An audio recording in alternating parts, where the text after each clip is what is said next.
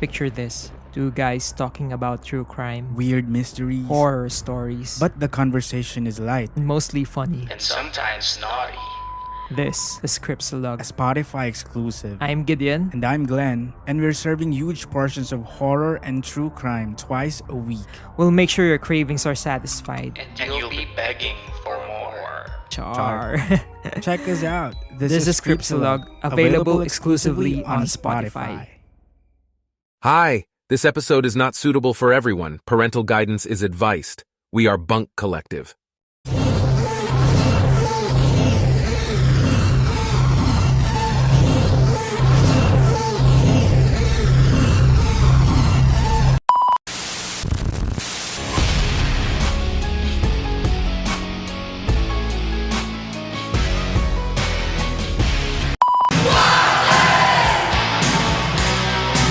You make my heart sing. You make everything groovy.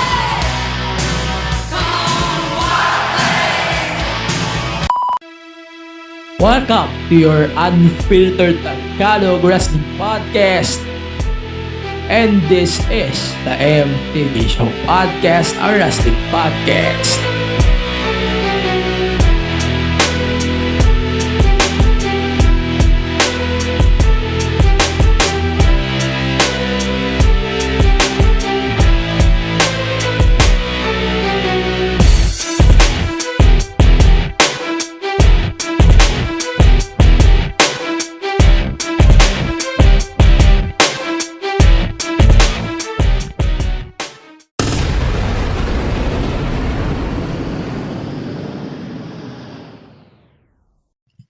Okay, welcome to the pod. We are starting this episode in a different way. Yes, different way because marami nangyari today sa wrestling. Number one, we are starting off with the split up of the Bloodline, and it's time, I think, to continue the discussion what the hell is next for the Bloodline. So, hindi na tayo magpapatagal. Ayun, welcome to the pod. Let's talk about this. Bloodline is done. Yan na.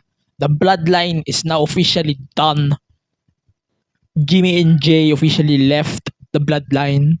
And wala pa tayong new members, no? And I don't think they're going to introduce new members like anytime soon. No. It's not the case. Earlier on SmackDown, Paul Heyman and Roman Reigns asking Jey Uso if saan ba loyalty niya. Hindi niya ito sinagot ng maayos, but on the way Jey Uso is speaking, he says the opposite. Then Jimmy Uso interrupted the mix, parang medyo opposite yung tono ni Jey, and hindi natin alam nung una na he will join Jimmy in the end. Like, it's not expected. Hindi ko expected na in the end, he will join his brother, actually. Oo, hindi ko in-expect na mas pipiliin niya si Jey or si Jimmy over Roman. Although, we must say na it's well executed if you're going to ask me.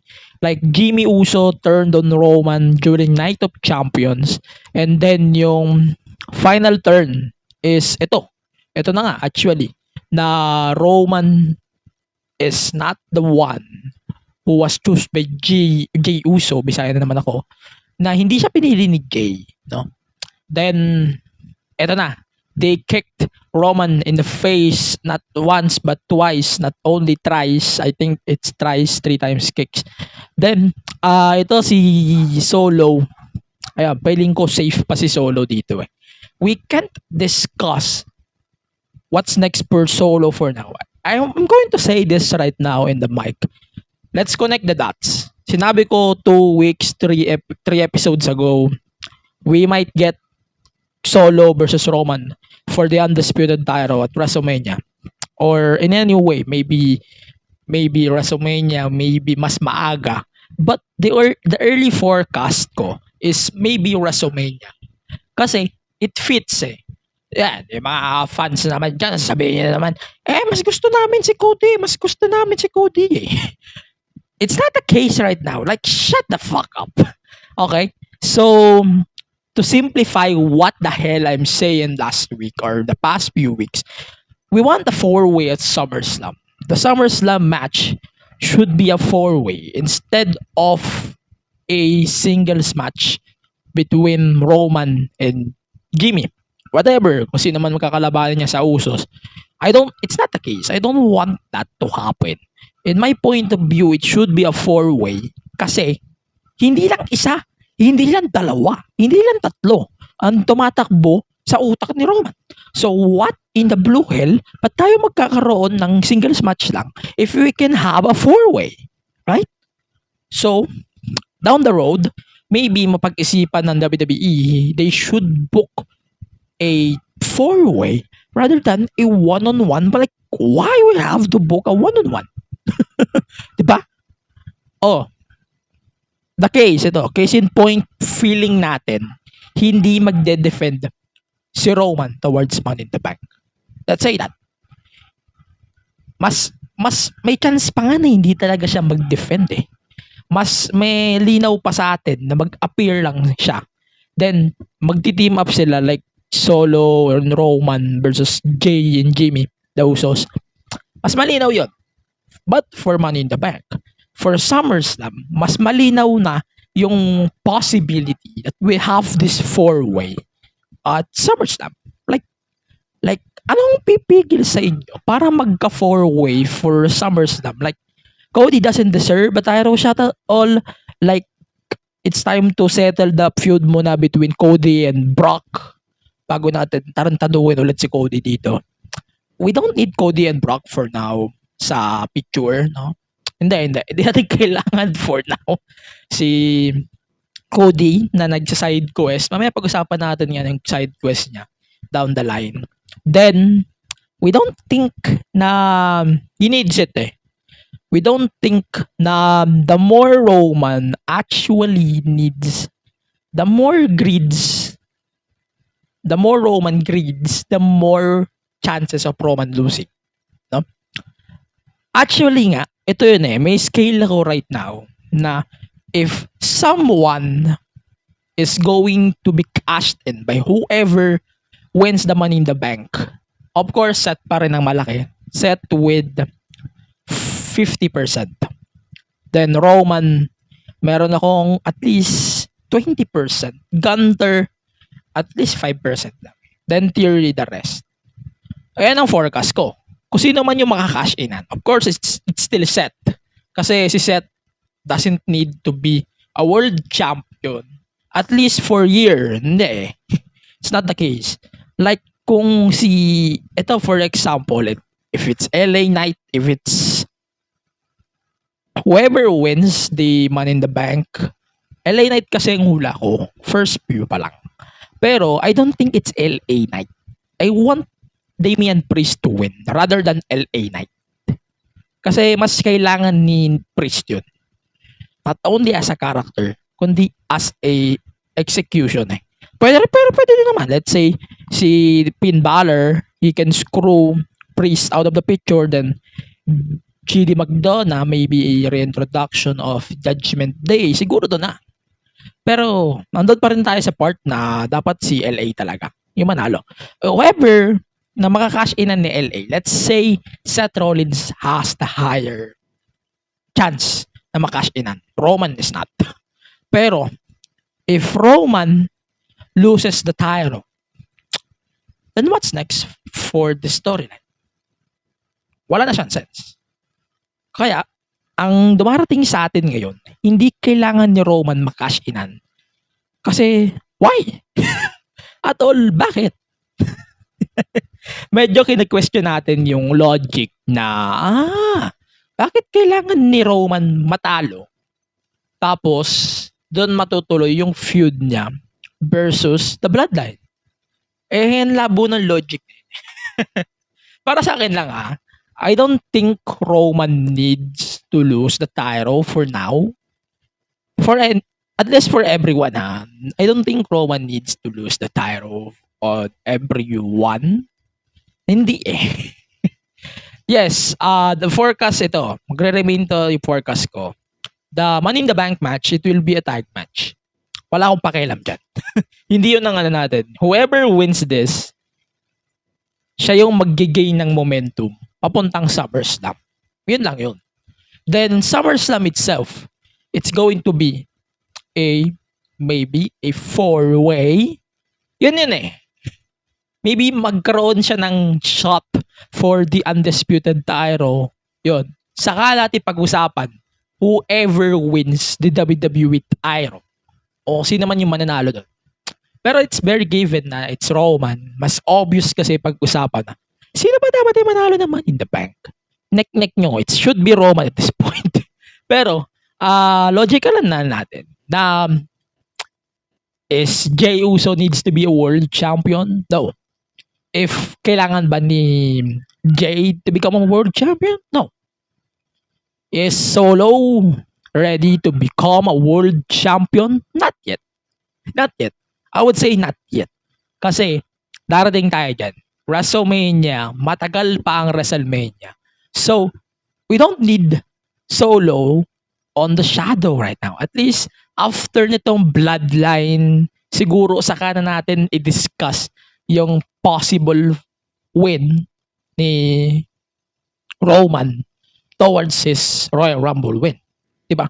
Mas kailangan ni Jey at ni Jimmy na mawala muna sa paningin ni Roman bago magkaroon o bago ipasok si Solo Sikoa sa picture papunta doon sa WWE title shot.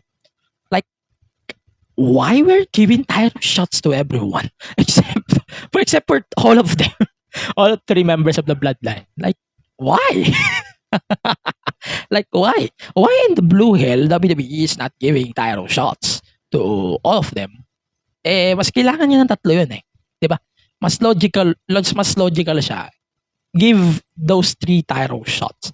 Then si Solo, once he lost the match at SummerSlam, maybe hindi niya muna gagalawin si Roman. No? Hindi muna siya gagalaw sa buong Bloodline. Siguro ang kailangan niyang pagtuunan ng pansin is kung paano siya mag-move or maggagawa ng momentum towards the possible match at WrestleMania. Like, mag-gain ka muna ng momentum, prove yourself. Bakit ikaw ang dapat makatalo kay Roman? Oh, ito, sige, pasukin natin yung ideya ni Paul Heyman just few episodes ago. Na kung may ginugroom na tribal chief aside from Roman Reigns, kung hindi si Roman, kung hindi yung magkapatid ang susunod na tribal chief, then who will be the tribal chief? In this case, in my own opinion, it should be Solo. Right? Hindi si Jimmy, hindi rin si Jey, at lalong hindi si Paul Heyman. But, seryoso, mas kailangan ni Solo yung shot. Mas kailangan ni Solo ng push. Mas kailangan niya maging so-called new tribal chief. Mas kailangan yun over those 2. Pero hindi pa to oras para pag-usapan natin kung ano yung magiging fate ni Solo after ng SummerSlam. Like, it's not the perfect time for now. Like, ito, ulitin ko yung timeline ko para mas madaling intindihin. Money in the Bank, I want a tag match. Okay, kung ano man yung gagawin nila sa Money in the Bank, okay, sure. Pang momentum lang naman yan, papuntang SummerSlam. Then SummerSlam, it should be a 4-way. Kasi, kung singles match lang siya, it doesn't make sense. Hindi lang kasi isa ang tumatakbong character towards the Bloodline story. It's 3 or 4 characters simultaneously running the character or the gauntlet of the Bloodline story. Hindi lang isa. Like, Kevin, Sami, and the rest officially out. Ang usapan na to, tungkol na lang sa 4. It should be Roman, Solo, Jimmy, and Jey. Nandun na lang sa 4. Wala na tayong pakialam sa iba pang parts ng story na to. Kung may mga magiging supporting characters like Cody na naman, And I don't think Cody needs to be inserted here. Like, like, ba't niya pinagpipilitan si Cody? Ano ba yan? Ano bang gusto niyong ba't gustong-gusto niya na naman ipasok si Cody? Gusto niya naman ba matalo si Cody? Like, come on. Medyo hindi ako nalilinawan. Hindi ako nalilinawan sa mga fans na bakit gustong-gusto nyo na instead of focusing on whoever loses or whoever wins the WWE title away from Roman aside from Cody, bakit nyo pinagpipilitan si Cody? Ba't pilit na pilit kayo? Like, come on, man. Cody. Ito, Cody forecast. Feeling ko, if Cody wins the feud over Brock, may isa pa yan. Hindi pa matatapos ang stopover niya. It's not over yet until he will beat someone for the world title. And it's not Sets or it's not Romans. O hindi yung dalawa ang tatalunin niya. Basta abangan nyo, Road to WrestleMania, for sure, doon natin masasagot kung sino yung matatalo ni Cody for the world title. Basta hindi si Roman, hindi rin si Seth. Yun yung assurance natin. Basta, final thought before we move on, pag-usapan natin yung lahat ng titles, i-recap natin. Roman must defend the title in a 4-way. Then, yung 4-way na yun sa SummerSlam will be the turning point of the Bloodline arc nito. So after nun, medyo magiging desperate na si Roman. Like, bakit sobrang desperado niya na sa Bloodline na to? Like, hindi niya na kayang manalo nang wala yung Bloodline. Like, sobrang desperate niya na. Darating tayo dyan. Pagka napag-usapan na o pag na-official na yung 4-way for SummerSlam, mas mabubuklat natin yung open chances na bakit parang vulnerable na ni Roman? Mas vulnerable. I mean, vulnerable na siya before. Remember the Cody feud or the Brock feud? Mas vulnerable yung mga nakakalaban ni Roman kaysa kay Roman. Ngayon, iba. Mas vulnerable, mas madaling ma-vulnerable si Roman kaysa sa iba. Wala na din siyang kasama. So, mas malinaw na hindi niya kayang manalo pag wala siyang kasama. And with that logic, numbered na yung days ni Roman as champion. Speaking of championships, welcome to the show. Again, we're going to do a discussion. Whoever owns the best new championship right now in the WWE. So, let's start with the Seth Rollins World Heavyweight title. I'm fun with this on the first. Yes, nung una siyang nilabas, I'm fan of this. Medyo naging fan ako dito. Pero, alam mo yung first complaint ko dito, mas maganda siyang tignan over the current Roman Reigns title. Yung undisputed WWE title. Mamaya pag-usapan natin kung ano yung nakakatawa doon. I loved it. Pero, when I see the Rhea title, yung title ni Rhea, like the white version of the World Heavyweight title, and they called it the Women's World Championship, I'm good with this. Kasi, nag-adapt na si WWE sa ibang promotions. Like, it's time to call our world titles as well. It is what it is. And it's amazing to see the world title being treated, especially with the women's division or women's evolution. It's time to give more respect to the women's division than we thought before. Like, yung mga proud na proud dyan, yung mga gustong-gusto ng porno sa women's division. Like, come on, man. It's not 90s. It's not thousands. Like, come on, guys. Nag-evolve na ang women's evolution. Tama-tama na kayo sa pagro-romansa ng mga women's wrestlers. Like, come on. It's 2023. Tama na yon. Pucha. Nag-evolve na ang women's wrestling. Hindi lang sa WWE. Like, AEW, Impact, like, NWA, and the rest of the promotion, Stardom, New Japan, regardless of my shit on them. They respect their own women's division. I hope the WWE fandom can respect the women's evolution too. Niloromansan nyo yung yung women's wrestling Like, gusto namin bumalik yung 2005. Like, brass and panties, yung mga magazine cover storylines, yung mga ganyan. Yan ba ang gusto nyo for the women's evolution? Like, come on. It's too much. Then, tuloy natin yung sa belts. Asuka's, medyo confusing. Like, why we're calling this Women's World Championship, Women's Undisputed title? I'm confused, but I let it slide. Like, the world titles, the Women's World titles are actually better with this design, no? Na gold with white. Mas bumabagay siya, no? Mas bumabagay siya doon sa titles concept kaysa doon sa black na hawak ng mga men's like Seth and Roman's. Ito yung mas funny about Roman right now. Alam nyo, on this episode of SmackDown that we discussed earlier, alam mo yun, I can't resist to say this to you guys. Pero, why Roman is actually holding 3 belts? I can't resist to say this to you guys. Bakit 3 yung hawak ng belts? Like, the reason for... Okay, butak. Daradagdag yung mic. The reason why, ayun, nagputol na naman yung audio ko. So, the reason why WWE introduced another belt to Roman is para mag-merge.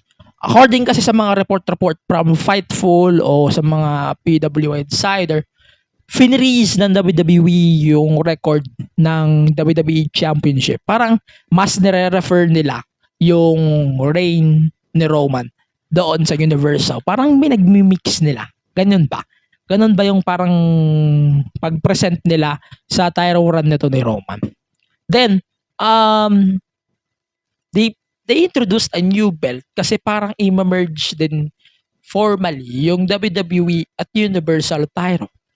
And the end of the reign of Roman Reigns, which is hindi pa natin alam kung kailan, mas malilinawagan tayo on kung ano ba yung magre-retire na title. It's definitely not the WWE title. That's for sure.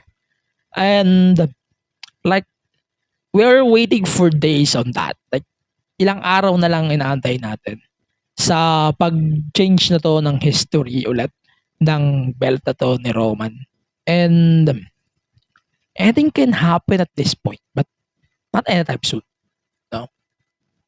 But like what I'm saying, mas priority nila na mas enumerate o mas i-mention yung current 1,000 plus days run ni Roman as undisputed champion. And mas importante rin yun i-recognize di ba?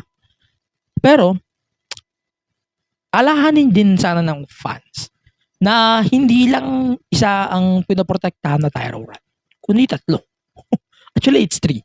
Like, there are the WWE title, there are the Universal title, and the current WWE title. Like, it's very confusing. Like, the funniest part of this Roman run right now, why Roman is actually holding 3 belts.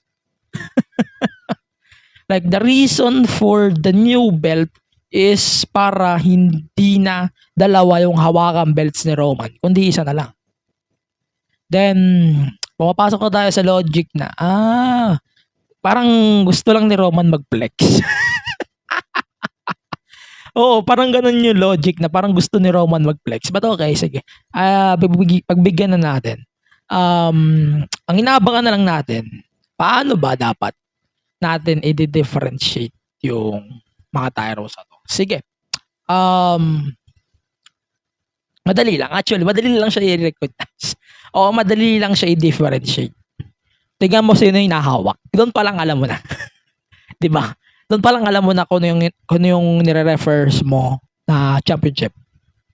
Pero sige. Mas maganda kasi na manigurado muna si WWE on their next move regarding on this belt. Like, paano ka ngayon magta-touch move if wala ka ng moves na pwedeng puntahan?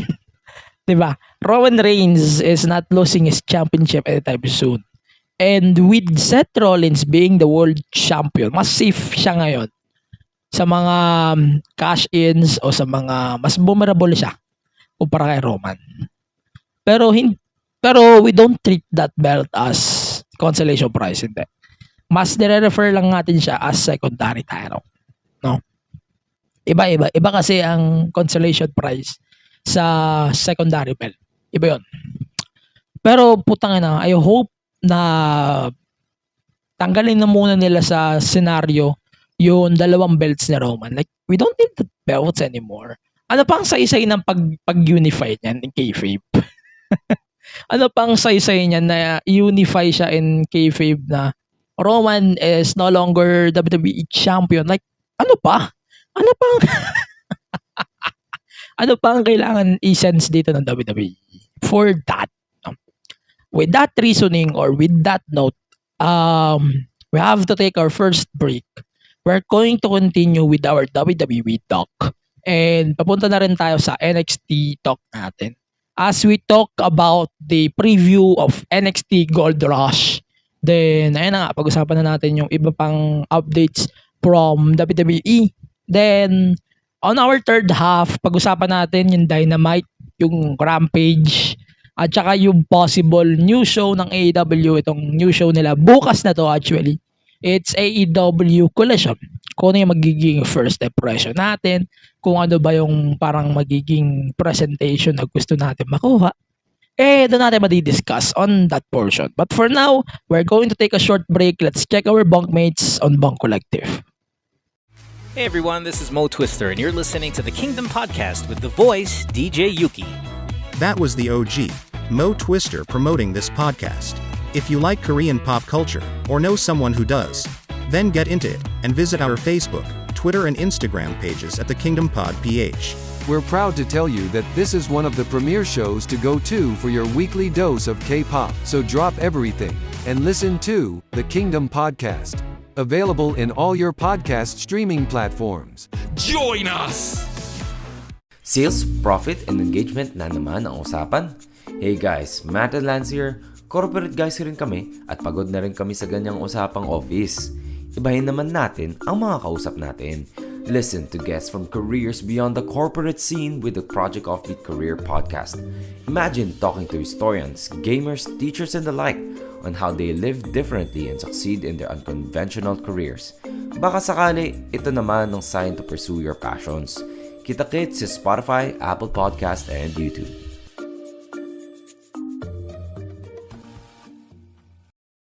Okay, we're back on the show. Let's continue with WWE as we move on to the Roman Reigns problem.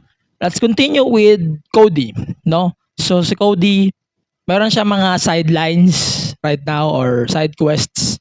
Sa madaling sabi, he will fight Dominic at Money in the Bank. The match was made official. And impressions, I really love this. Parang gusto ko maiba yung attention ni Cody. Like, Cody doesn't need Brock lang on this storyline.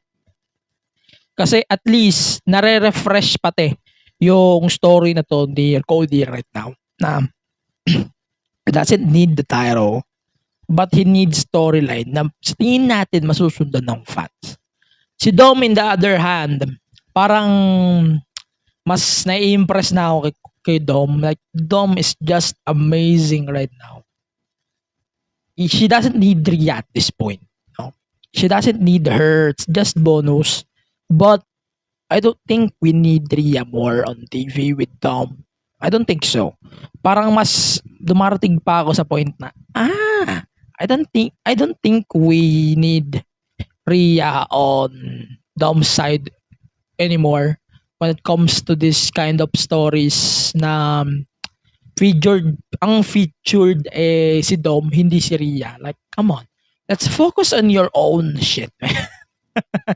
Eto, speaking of Judgment Day, pag-usapan na natin yung posibleng new introduction of members sa Judgment Day. So, Seth versus Balor was made official for Money in the Bank. Then Damian Priest is now part of the Money in the Bank ladder match by beating Riddle. Tapos, ito na yung possibility. So, on Raw, they actually teased JD McDonough as possibly the new member of Judgment Day. May medyo face turn na si Damian. Chini-cheer na siya, yes. Pero we don't see the sign of the turn yet. Di pa natin nakikita.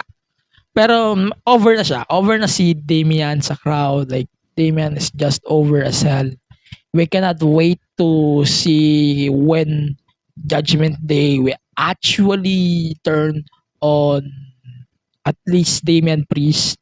Then, magkaroon na siya ng amazing feud. So, logically, I don't think both of them will win their respective matches. Like si Finn kay Seth, kay Priest sa Money in the Bank. I don't think both of them will win. So, the end game doon is actually they're going to turn on Priest. Mas may sense yun. Then, pag-usapan na rin natin yung mga banger this week. Specifically, banger na kailangan natin pag-usapan is number 1, Cody and Miz, na sinasabi ng fans na gina-job daw si The Miz. Like, come on, they're not jobbing The Miz. Like, they're giving Miz responsibility. And medyo mas mano kasi si Miz kasi big character siya sa WWE. Eto, natutuwa kasi ako kay Miz kasi hindi na siya gana binibigyan ng talk show. Hindi na siya talk show heavy guy character right now. Natutuwa ako doon, it's a plus, na hindi na siya gano yung mas nananaeg yung pagiging talk show savvy niya. Mas plus yun sa akin kasi hindi na ako dumadaing ng like, bakit parang mas naninibabaw pa rin kay Code, kay Miz, yung pagiging Hollywood pilingero niya. Like, at this point, yung character na to ni Miz, may nimizanin, Miz. Mas okay ako dito. Mas less kasi yung kanyang pagiging talk show mayabang at napunto na yun kay Grayson Waller. I'm good with that. I'm good with this regardless on that. No?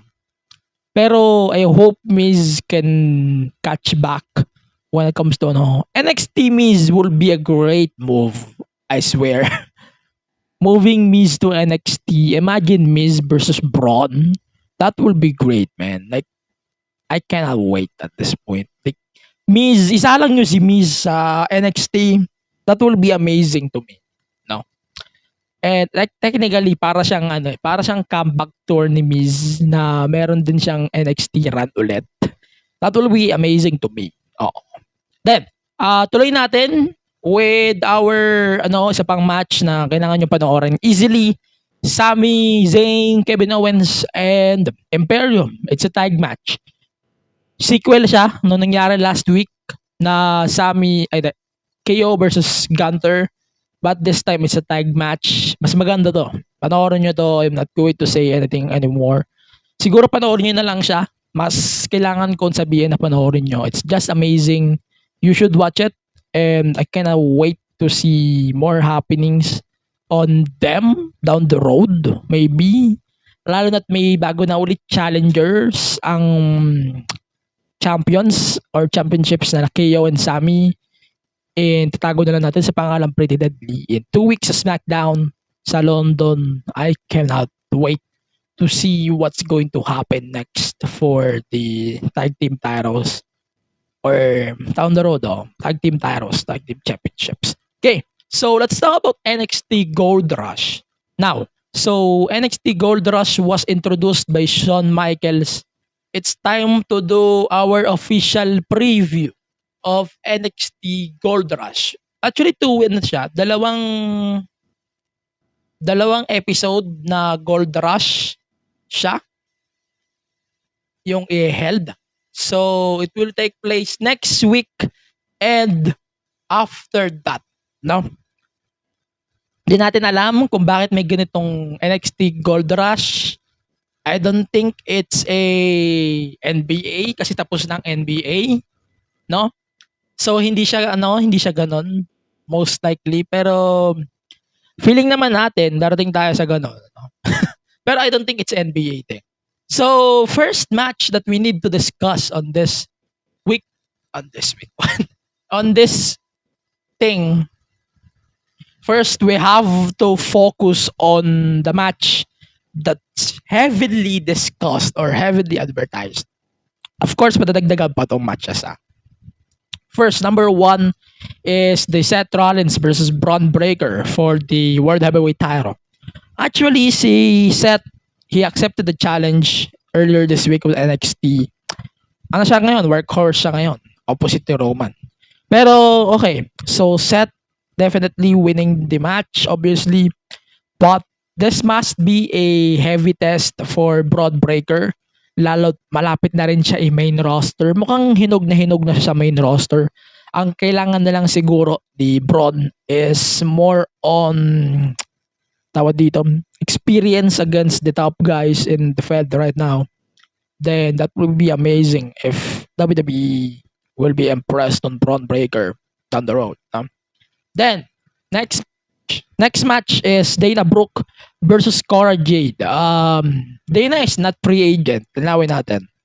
So she's part of Raw and she joined the Battle Royale for the women's title a few weeks ago.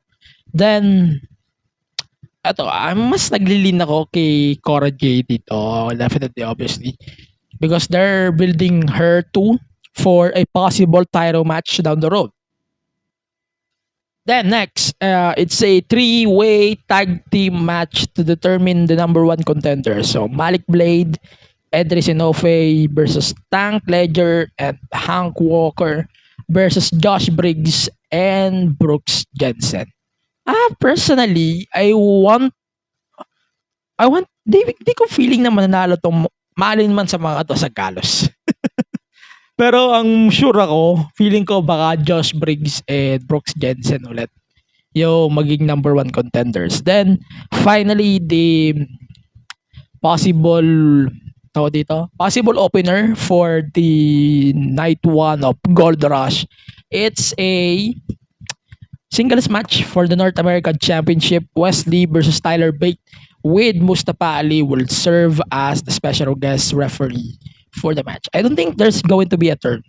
But Mustafa Ali will challenge Wes. Definitely mag-challenge siya dito after na to. But hindi dito, kundi sa Great American Bash. Mas maganda yon, panigurado. It's a PLE kasi. Baka doon mangyari yung blow nila. Wes at saka ni Mustafa Ali. Yun naman yung most likely na mangyayari, di ba? Yun naman yung pinipredict din natin just weeks ago. Then week 2, 3 pa lang yung announced for that. So dito na rin pala magte-take place yung match ng Gallows versus whoever wins that match. So safe to say to me, it's going to be Briggs and Jensen, but retain pa rin to. Definitely whoever wins, retain pa rin to. Then the co-main event for week 2, wala pa siya nang dadagdag pero magdadagdag pa sila by next week. It's going to be Tiffany Stratton versus Thea Hale for the NXT Women's Championship. I don't think the title will go anywhere. Basta ang umaasa ako magkakaroon ng big over momentum or big push yung buong Chase U, hindi lang si Thea Hale. But I'm going to predict Tiffany Stratton for now for the Women's Championship. Then, final. So, main event ng week 2, Carmelo Hayes versus Baron Corbin. So, Carmelo Hayes and Trick Williams appeared on SmackDown just episodes ago. Then, to mock Baron Corbin. But I don't think Corbin is winning here. But I would love to see Corbin becoming world champion anytime soon. But not today. I don't think it's today. Okay. So Melo to. Move on tayo with our other discussions here this week on the NXT. Continue tayo. So Heritage Cup. It's no longer Noam Dar. So Noam Dar has been injured and ito-depend dapat siya versus Nathan Frazer. So got injured. Si Oro Mensah yung nag-defend. So Nathan Frazer defeated Oro Mensah to become your new North American Heritage Cup champion in the Heritage Cup rules. So that was amazing if you ask me.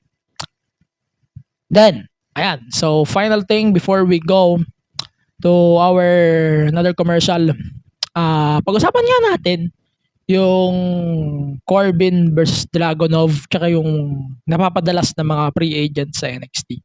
So, Corbin Dragunov was easily amazing. Ang weird lang kasi parang feeling ko mas nanalo pa si Braun kaysa kay Melo based on their feud. Based on their feud, feeling ko mas nanalo pa si Braun kaysa kay Melo. Kasi sa halip na big kick yung makukuha niya, I got Baron Corbin. But yeah, mas safe kasi si Corbin matalo kaysa kay Seth on the NXT title, or ayoko rin matalo si Melo kay Seth. Mas malala yun. But yeah, that was amazing. The match between Ilya and Corbin was amazing. Like, Ilya is also main roster ready. WWE is just waiting for a perfect timing for the debut. Then ayun. So napapadalas na mga free agents sa WWE. So NXT, no? So it's on our radar right now. It's sila Von Wagner. Sino pa ba? Von Wagner. Then I forgot their names. Dana Brooke is not free agent. Los Lotarios. Ayaw ko ba? Ano bang ranking ito? Alam ko hindi sila free agent. As far as I know, they're part of Pro. Then they return to NXT as surprise attackers. I think for Axiom and Scripps. So it's just surprising na dumadalas na yung mga pupunta ng NXT for rebuilding their characters. But I'm really impressed on how Triple H and Shawn Michaels is actually reviving the NXT, not only for the main roster to NXT guys, but doon sa mga homegrown nila right now. No, I really love it. I really love how NXT is getting forwarded right now, and it's just amazing. Yeah, I cannot wait to see what's going to happen next on NXT, lalo na sa parating na Gold Rush, as we move on to our next commercial break. And pag-uusapan natin later yung yung updated match cards for the Forbidden Door. Then yung yung news pa pala sa WWE about NBC and Fox at saka yung Collision. Magbibigay tayo ng first impression sa AEW Collision at saka sa iba pang nangyari on Dynamite this week. As we go to our next commercial break, let's check our bunkmates, Bunk Collective. Annyeong, we are One to Sarang, your next favorite Hallyu podcast. We talk K-drama. Mandaming kilig every time we hear K-drama. We also talk K-pop. Yung feeling ko sa 17 na they bring me so much happiness. And we live to entertain. What you gonna do when Dicky steak in front of Check us out now on Spotify and Apple Podcasts. Also on YouTube. Join us sa Tawanan at Kwentuhan from One to Sarang. Hey everyone, my name is Greg. I'm McCoy. And I'm D. We're from Gamchat. We're three Filipino-American gay guys discussing topics about culture, LGBTQ identity, politics, even love. Or the lack thereof. Here we go again. Okay. We also cover family dramas and everything your tita baby and uncle boy don't want to talk about. You can find us on Apple Podcasts, Spotify, or wherever you listen to your podcasts. Welcome back to the show. Let's do a recap on this week's Dynamite. So, yung mga importante, alam niyo na. So, this week's Dynamite was settled up as the final 2 weeks before Forbidden Door. And we're actually impressed on how they're building up Forbidden Door kumpara last year. Last year was a disaster thanks to people who got injured a lot. But yeah, this year's definitely better. On paper pa lang. And I cannot wait to see what's going to happen next when it comes to this pay-per-view. But we're going to start talking about Dynamite AEW with Jericho versus Sammy. So Sammy was confronted by Chris Jericho. Sammy is slowly turning face. Based on what we're getting, Sammy is slowly turning face until Jericho interrupt. Then medyo nararamdaman ko na Sammy will turn at some point. Like doon pa lang sa reveal na buntes si Tay Melo, alam ko na medyo may turn na nangyayari kay Sammy, and I can wait that for to happen, no? Pero ito akin lang to. To turn Sammy perfectly as a babyface, he has to fight Jericho first. O pakawalan niya muna sa shadow niya si Jericho. Nagmumukha siyang bootleg lang ni Jericho o titi lang ni Jericho, nagmumukha siyang ganun eh. Kailangan niya munang pakawalan sa shadow niya si Jericho. 90% of his AEW run is may Jericho. So for me, it's time na rin siguro na pakawalan muna si Jericho on his shadow and let them make. Kailangan niya na siguro na mag-shine on his own mas matindi. Unlike the before na, di ba, naging TNT champion siya. Pero, shadow pa rin siya ni Jericho nun. Like, kung ano yung gagawin nila ngayon, they need to do that for Sammy's advantage, not Jericho's, di ba? Ganun lang. I cannot wait to see what's going to happen next on this feud. Like, they're teasing that on that episode of Dynamite. And I cannot wait to see Jericho actually turning on. Actually, kay Sammy lang eh, hindi sa buong JS. But yeah, Jericho needs to go na rin. Slowly. Then, pag-usapan natin sunod, yung Adam Cole versus MJF na 30-minute na match eliminator for the AEW title contendership. The match was ended in a draw. Draw, technically no contest. That was a clever way to protect both of them.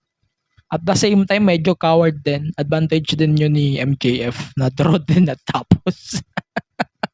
But yeah, sobrang clever niya. Down the road, feeling ko it's time to give MJF and Adam Cole at least 60-minute time limit match for the AEW title. I hope na hindi siya iwasan ni MJF after ng Forbidden Door. And yeah, I cannot wait to see what's going to happen next on MJF and Adam Cole. Then, pag-usapan na rin natin yung updated cards for Forbidden Door. First, we have obviously the possible main events of this year's Forbidden Door. So, number 1 is Bryan Danielson versus Kazuchika Okada for the... Wala siya Tyron pala. I-realize ko. So, Danielson versus Okada. Then, yung Will Ospreay versus Kenny Omega for the IWGP Heavyweight title. US Heavyweight title. Then, yung mga na-announce pa, that's number 1, MJF versus Hiroshi Tanahashi. And number 2, it's Sanada versus Jungle Boy, Jack Perry. Ito, para sa akin lang, marami nagre-react dito eh. Marami nagre-react sa Jungle Boy versus Sanada. Sa akin lang, hindi siya kareklamo, no? Feeling ko mas safe si Jungle Boy matalo kay Sanada kaysa ibigay mo Sammy, for example, hindi siya safe matalo kay Sanada. Si Jungle Boy, mas safe kasi siya kasi he doesn't need to be that protected. Kasi yung mga champions nila protected eh. Pansin ko eh. Tapos, protected pa yung iba like Christian Cage, Wardlow. Ang daming protected sa roster ngayon. Kaya, ang wise sa akin na si Jungle Boy yung naging kalaban ni Sanada for the IWGP Heavyweight title, it's smart for me. It's just smart. Then, MJF versus Hiroshi Tanahashi. The story of it is actually MJF declining the challenge of Hiroshi because mukha daw indie-fed ang New Japan. And yun. So eventually Tony Khan made it official Then, it's set for Forbidden Door. Yan lang. Then, Will Ospreay made his return on new AEW. Then, yeah, that was amazing. Then, ano pa ba? I cannot wait to see Will and Kenny actually tearing up each other again in a match kahit hindi lumampas ng 60, but just tearing up one another. I cannot wait to see them one-on-one again on Forbidden Door, this pay-per-view. Okay, so yun lang. Hindi ko na pag-uusapan yung BCC Elite kasi nakakasawa na. Nakakasawa na pag-usapan. But okay, let's talk about the Collision now. So AEW Collision is set for tomorrow. Wait, where is it? So AEW Collision will be televised in some countries like ito. So pag-usapan muna natin kung ano yung makukuha natin on this first episode of AEW Collision. So AEW Collision will take place starting tomorrow at 8 p.m. Eastern Time. So maraming kinancel si AEW. They canceled Dark and Dark Elevation in favor of Collision. So the commentary team of AEW Collision is Kevin Kelly for the play-by-play, then Nigel McGuinness as color commentator, and Jim Ross will join the team during main events. Sabi na rin ni Kevin Kelly that na hindi magiging madalas si Kevin sa AEW Collision dahil may duty rin siya sa New Japan, and magtutuloy-tuloy naman yung commentary work niya pag wala siyang work sa New Japan. So mainly mag-work siya sa G1, mag-work din siya sa mga New Japan major shows, sa mga English commentary, mainly English commentary shows for New Japan.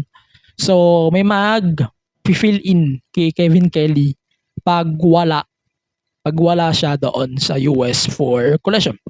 So then the theme song is Saturday Nights Are Ready for Fighting, by Sir Elton John.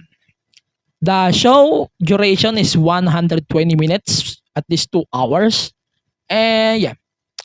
So ito na yung parang second weekly show ng AEW. Then I cannot wait to see what's going to happen next in this thing. Ang impression ko dito ang impression ko with AEW Collision, natatakot ako. Alam mo, natatakot ako na baka ito ay maburo na agad-agad ng mga I'll feel bad for Collision agad eh. Ang dami niya mga kalaban na pay-per-views, like yung mga shows.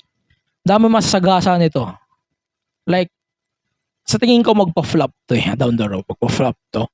I hope lang na masustain ni TK yung ratings nito. And I cannot wait to see what's going to happen next when it comes to this show sa Collision. Specifically Collision. Hindi ko na nga sinabi na medyo hindi ako kampante on how this thing or how this show actually will went out pag marami na siyang kasabay like UFC, pay-per-views, boxing events, WWE, PLEs. Hindi natin alam kung paano makakasabay itong AEW Collision when it comes to that. Ang weird. But yeah, we need to check and realize kung ano ba ang posibleng mangyari down the road pag pinag-usapan natin itong AEW Collision. But I would say right now, feeling ko magpa-flop talaga to. So, the card that was made official for AEW Collision, ito na, yung debut preview for AEW Collision. Sandali lang. So, we have first Miro in action. So, ayun, wala nang sinabi ko sino mga kalaban niya. Plus, also, Scorpio Sky is advertised for this episode.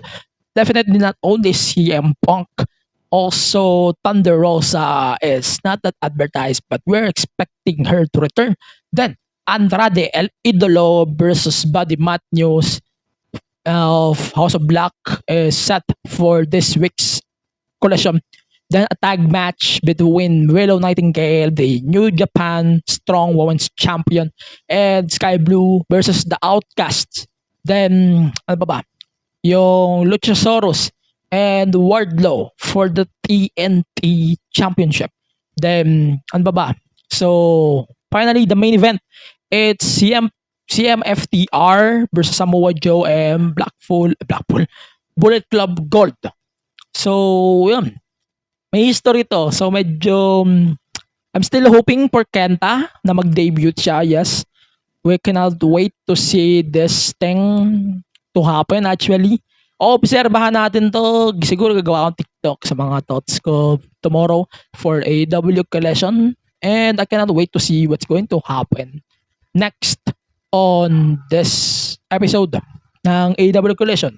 But hindi ko sasabihin na susundan ko yung Collision sa podcast. We're not going to follow Collision.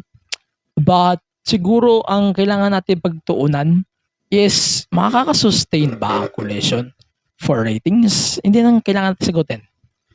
I cannot wait to see Collision, but at the same time, anong masusustain ng Collision at least 6 months after this airing? Kaya nang kailangan natin pagtuunan on this episode. Wala na akong kailangan sabihin yung match sa Rampage. Kailangan nyo na siguro skip yun. Yung tag match. Ayun, may tag match kasi. Yung mixed tag match, that was harsh. If you're going to ask me, I don't need to watch it. I don't need you guys to recommend. I don't need to tell you guys na panoorin nyo pa siya. No, it's not. It's a flop. It's a flop thing. So, wag nyo na pag-competein si Aubrey Edwards. Okay, so picks of the week. Simple na lang ang picks of the week natin.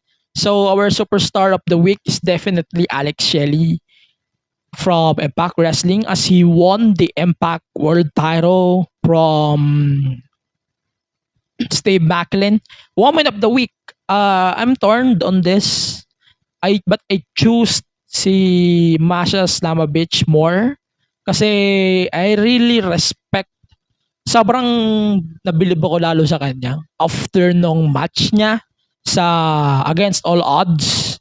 Pero bibigyan ko pa rin ng credit si Asuka dito kasi Asuka, I think she did a really good job on last week. It was amazing if you're going to ask me. But majority, I would say si Masha Slamovich. No? Then, ang ating match of the week, I have two. So, number 1, obviously Gunter versus KO from last week's Raw. That was amazing. Then number 2, yung Killer Kelly versus Masha Slamovich from Against All Odds. You guys should watch it. That was amazing. If you're going to watch it on YouTube, that's actually paid siya. Pero you should watch it. It's sobrang worth it niya. Panoorin nyo siya. Maraming cards sa Against All Odds na maganda. Siguro panoorin nyo na lang buong pay-per-view. I'm going to pick the whole pay-per-view as my pick of the week. And it's just amazing to say this on this show. That was amazing. I hope you guys should watch it on TV. Yun lang. So, yun lang ating episode this week. I hope you guys can follow the podcast on all of the social media platforms. Don't forget, gagawa tayo ng TikTok for AEW Collision Preview.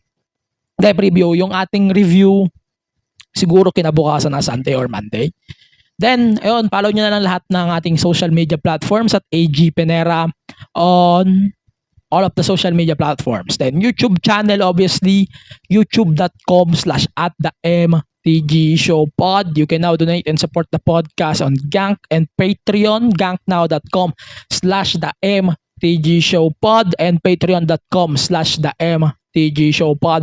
As low as $2 a month, you can access our subscriber-only content. Plus, you can join our discussions. More to come really, really soon. For more podcasts, obviously, please follow all of the podcasts of Bonk Collective. You can support us on all of the socials at the Bonk PH. Join our Discord server sa Bonk and the Pod You can check that out on our Discord server. Tapos, yung podcast always available on Spotify, the rest of the podcast platforms, Apple Podcast. And please pakirate ng 5 stars, 6 in Tokyo Dome. Don't forget to check our linktr.ee/the MTG Show Podcast. Ayo, pakifollow na rin ako sa personal accounts ko at AG Penera. And please pakisupport ng MWF sa kanilang parating na show sa Gigil at Romansa, July 9. Wala ako doon kasi wala ako. Then, ayun, pakisupport ng MWF, lalo na si Fabs, Fabi Makisig. May pinost siya days ago. I-repost ko siya siguro sa podcast na din, tsaka sa social media ng podcast. And please pakisupport si Fabio tsaka ng buong MWF. MWF definitely needs help from you guys. If you want sponsorship, siguro makikita nyo sa page ni Fabio. Ayun, ipopost ko na lang din siya sa podcast platforms natin after nito ma-release ng episode na ito. So, please pakisupport ng MWF and Manila Wrestling Federation. ManilaWrestling.com. As FPW, wala pa silang movement. So, we're going to do announcements on that in few days. Yeah. So, I hope you guys can support them on their socials as well. So, ayan lang. Gagawa tayo ng short review for FPW, AEW Collision for their first episode. Nabubulol na ako. So, yun yung ating extra. Gagawin natin yung review for the first episode of FPW AEW Collision na magte-take place na tomorrow on TNT and on Fight. With that, thank you for listening on this podcast. You're listening to the MT Show Podcast, episode 166. And it has been the Bunk Collective production. Stay safe, stay wrestle. See you on the next episode of the podcast. Bye-bye.